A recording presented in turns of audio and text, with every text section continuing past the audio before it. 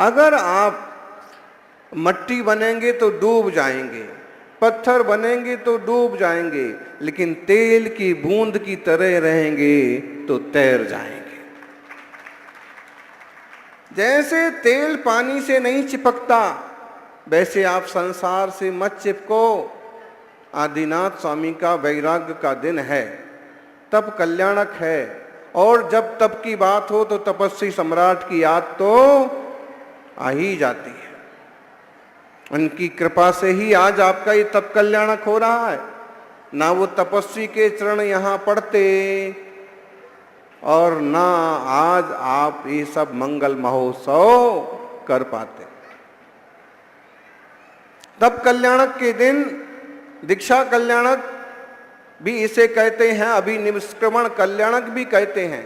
अभी भगवान बन नहीं गए हैं। नए विवक्षा सीखो ज्ञानी, देह को आत्मा मान के बैठे हो। केवल पैसा पैसा पैसा पैसा मारो बापड़ो, हैं? मुंह पैसो रो दास, ये स्थिति हो गई। पर है, स्वा स्वा है, चैतन्य तत्व को पहचानो, नए विवक्षा को, निक्षेप विवक्षा को जानो। भगवान यूं तो बन चुके हैं ऋषभदेव भगवान, लेकिन हम आज उनका जन्म कल्याणक का उत्तरार्ध मना रहे।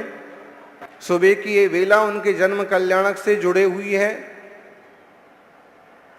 क्रीड़ा की जाती है, विभिन्न प्रकार के उत्सव होते हैं, युवावस्था दिखाई जाती है, दोपहर को राज्याभिषेक होता है, फिर दीक्षा होती है। लेकिन नयों से हम समझें, तीर्थंकर हो चुके हैं, फिर भी हम वर्तमान नैगम नए, भूत नैगम नए की अपेक्षा से वर्तमान में भगवान का महोत्सव कल्याणक मना रहे हैं। और आज की इस कार्यक्रम की अपेक्षा से कहें तो अभी बन नहीं गए भगवान, लेकिन कह ये रहे हैं कि भगवान का दीक्षा कल्याणक है, भगवान का जन्म कल्याणक है। अगर आप लोग भी भगवान का जन्म कल्याणक मानते हो तो ये तो अवतारवाद की पुष्टि हो गई। जैन दर्शन तो अवतारवाद को मानता नहीं है। जैन दर्शन तो ये कहता है कि कोई भी आत्मा सम्यक पुरुषार्थ करता है तो वो कर्मों का नाश करके भगवान बन जाता है, और एक बार भगवान बन जाता है तो फिर वापस संसार में नहीं आता है। भगवान किस किस को बनना है?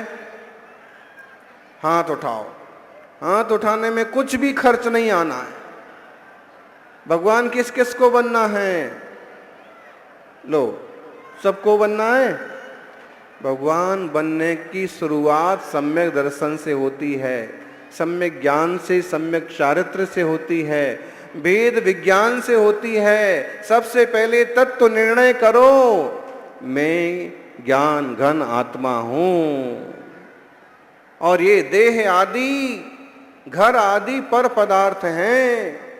मेरा अन्न पांच द्रव्यों से कोई लेना देना नहीं है, और मेरा अन्न जीव द्रव्यों से भी कोई लेना देना नहीं।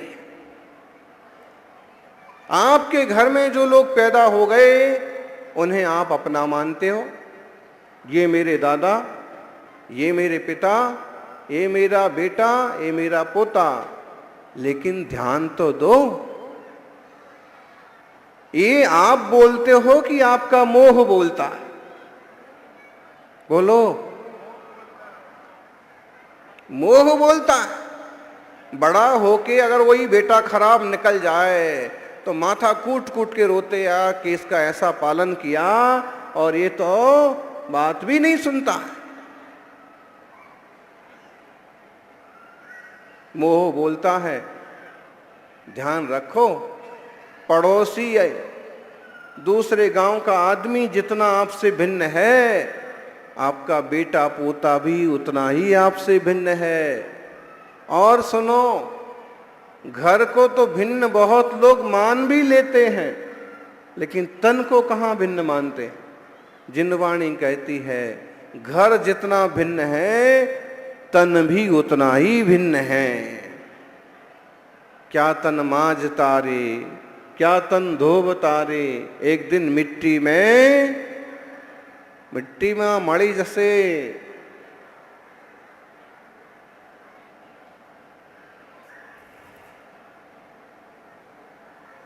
परद्रव्य आहे, सद्रव्य आहे। स्वा पर नाही, पर स्वा नाही, अन्न अनन्न नाही, अनन्य अन्न नाही। विचार करिए। और इस तरह की विचार करते करते जीव तत्व ज्ञान के बल पर सम्यक दर्शन पाता है। भगवान ऐसे नहीं बन गए। उन आत्माओं ने भी बहुत पुरुषार्थ किया, और पुरुषार्थ इधर उधर भागने का नहीं करना है, पुरुषार्थ खुद को पहचानने का करना है। ये खुद में जानन स्वभाव, खुद ज्ञाता दृष्टा और खुद को ही नहीं जानता। गजब की बात है। गांव में छोरा, काख में छोरा, गांव में ढिंढोरा। बच्चा तो अपनी गोदी में है, फिर भी मां चिल्लाए जा रही कहां गया कहां गया। होता है। एक हाथ में चश्मा पकड़ लेते हैं और ढूंढते हैं चश्मा कहां है। कान पर पेन रख लेते हैं और ढूंढते हैं पेन कहां है। होता है कि नहीं होता है। यही हाल है। खुद आत्मा है और खुद को ही खबर नहीं। कि प्रयोगशाला होती थी, होती है ना। और प्रयोगशाला एक तो होती थ्योरिकली, दूसरी प्रैक्टिकली। थ्योरी तो प्रवचन से बताई जाती है, और प्रैक्टिकल कार्यक्रम के माध्यम से होता है कि ऐसे ऐसे कर करके भगवान बने। दोनों चीजें हो रही हैं। ध्यान रखो, दुनिया का विज्ञान पढ़ोगे तो साइंटिस्ट बन जाओगे साइंस पढ़ के, छोटे मोटे वैज्ञानिक बन जाओगे, और ज्यादा बड़े बन गए तो हवाई जहाज उड़ाने लग जाओगे। दुनिया का विज्ञान पढ़ोगे तो दुनिया की चीजें ही बना पाओगे, सीख पाओगे। लेकिन वीतराग विज्ञान पढ़ोगे तो एक दिन भगवान बन जाओगे। गजब की कला है। वीतराग विज्ञान में ये बताया गया कि आत्मा भगवान कैसे बनता है। भाई पानी कैसे बनता है ये आपको भौतिक विज्ञान बनाता है। H2O, हाइड्रोजन के 2 परमाणु, ऑक्सीजन मिला दो। नमक कैसे बनता है,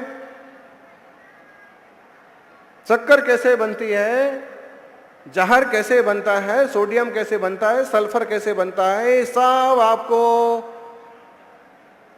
फिजिक्स में बताया जाता है, विज्ञान में बताया जाता है। लेकिन आत्मा परमात्मा कैसे बनता है ये कौन बताता है। अरे बोलो, एक शब्द तो बोलो। आत्मा परमात्मा कैसे बनता है ये कौन बताता है। नहीं मालूम। जिनवाणी मां बताती है, निर्ग्रंथ गुरु बताते हैं, प्रैक्टिकल करके दिखाते हैं। सौभाग्यशालियों, भगवान बनिए। लेकिन भगवान नहीं बन सकते तो भगवान को पूजने लायक तो बन ही जाओ। भावे जिन भर पूजिए, भावे दीजे दान, भावे भावन भाइये, भावे केवल ज्ञान। भावना बहुत बड़ी चीज है। भावना भवनाशनी, भावना भव वासनी। ये विचार कीजिए। जीवो जिनवर पूजिए, पूजा ना फल होए, राजा नमे प्रजा नमे, आज्ञा ना लोपे कोय। भगवान जिनेंद्र की पूजा करो, या तो पूज्य बनो या पूजा करो। अब पूज्य तो आप बने नहीं हो, तो क्या करो? पूजा करो। मंदिर इसलिए बनाए हैं, श्री जी के पंच कल्याणक करके इसलिए विराजमान किया है कि उनकी पूजा करें, उनकी पूजा करके उनके गुणों का गान करके अपने आत्म गुणों को पहचानें, पूज्य बनने का पुरुषार्थ करें। कितने लोग हैं जो रोज अभिषेक करते हैं, बताइए? अच्छा, 1 2 3 4 जैन धर्म की, 5 6 7 8 जैन धर्म का। अब देख लो, यहां कम से कम इतनी बड़ी सभा है, फिर भी संतोषजनक है। लगभग आधे लोगों ने हाथ ऊपर करके दिखाया कि श्री जी का अभिषेक करते हैं। तपस्वी सम्राट कहते थे, भगवान का अभिषेक करना श्रावक के लिए मोक्ष मार्ग की शुरुआत है। क्या समझे? क्या समझे? आपको राजनीति में जाना है और किसी विधायक, किसी सांसद की दोस्ती कर ली आपने, तो इसका मतलब है कि पहली सीढ़ी तो आप चढ़ गए। अगर आपको मोक्ष जाना है तो जो मोक्ष चले गए हैं उनकी पूजा की शुरुआत कर ली आपने, इसका मतलब पहली सीढ़ी तो। अभिषेक प्रत्येक श्रावक को रोज करना चाहिए, पूजा रोज करना चाहिए। पूजा पूरी नहीं कर सकते तो एक अर्घ चढ़ाओ। मजबूरी से अभिषेक नहीं कर पा रहे तो अभिषेक देखो, देख नहीं पा रहे तो देव दर्शन तो जरूर करो। अब भाई मंदिर तो इतना बड़ा बना दिया और पूजा करने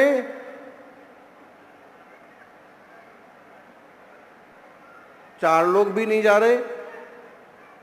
और कई लोग तो क्या करते हैं कि बड़ा सारा मंदिर बनाते हैं, सुंदर प्रतिमा विराजमान करते हैं और एक व्यक्ति को पुजारी बनाते हैं, पुजारी के रूप में रख देते हैं और 10-20 हजार रुपये उसे हर महीने देते भी हैं। आप उस जीव का पुण्य मानो। अगर वो समझदार हो तो अपने आप को बहुत पुण्यशाली समझ सकता है कि इन लोगों ने 10-5 करोड़ का तो मंदिर बनाया, 2-4 करोड़ का तो पंच कल्याणक किया और तुम्हारे लिए इतने बड़े भगवान की पूजा करने के लिए सौंप दिया। और साथ में 20,000 रुपये, 25,000 रुपये और रखो। ज्यादा पुण्यशाली कौन हुआ? वो समझे। आप समझो तो सबसे ज्यादा पुण्यशाली वो है। भले उसके हाथ में पैसा नहीं है, लेकिन इतना तो अपने को भाग्यशाली समझे कि इतना बड़ा मंदिर मुझे सौंप दिया। तो शुरुआत मेरे से होती है, पानी भी मुझे लाना है, श्री जी का प्रक्षाल भी मुझे करना है, अंत में खोलने से लेके बंद तक का काम कौन हुआ ज्यादा पुण्यात्मा? ज्ञानी। सारा का सारा पुण्य औरों को मत दो, थोड़ा थोड़ा पुण्य खुद भी कमाओ। पुण्य पाप दोनों बुरे, बात तो ठीक है, लेकिन जब तक शुद्धोपयोग की उपस्थिति ना हो, जब तक अशुभ से छूट करके शुभ ना बने, जब तक शुभ से छूट करके शुद्ध ना बने, तब तक अशुभ से छूट करके शुभ में जाना ही बुद्धिमानी है।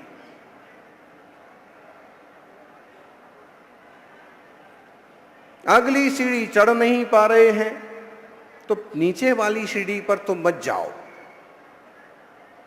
जहां है उसका सदुपयोग कर लो। रोज श्री जी का अभिषेक करने का संकल्प लो। कौन कौन रोज अभिषेक करेंगे? ये जो करते हैं वो तो करो, जो नहीं करते वो भी करो। और हर रोज ना जमे तो हफ्ते में 1 दिन 2 दिन। कुछ लोग कहते हैं कि अभिषेक करने से क्या फायदा, भगवान को नहाने से क्या फायदा, भगवान तो शुद्ध हो गए, पवित्र हो गए वो ठीक है। वो अभिषेक पाठ में भी कहते हैं कि तुम तो निर्मल भये तुम तो शुद्ध हो गए भगवान, लेकिन हम अपनी निर्मलता के लिए आपका नमन करते हैं। भगवान को कोई मैल नहीं लग गया, बोले धूल लग गई तो झाड़ दो, नहीं, जितने अच्छे से उत्तम द्रव्य से भगवान का अभिषेक भक्ति पूजा श्रावक को करना चाहिए। निर्मल जल से श्री जी का अभिषेक करते हैं और निर्मल जल की तरह खुद भी पवित्र होते जाते हैं।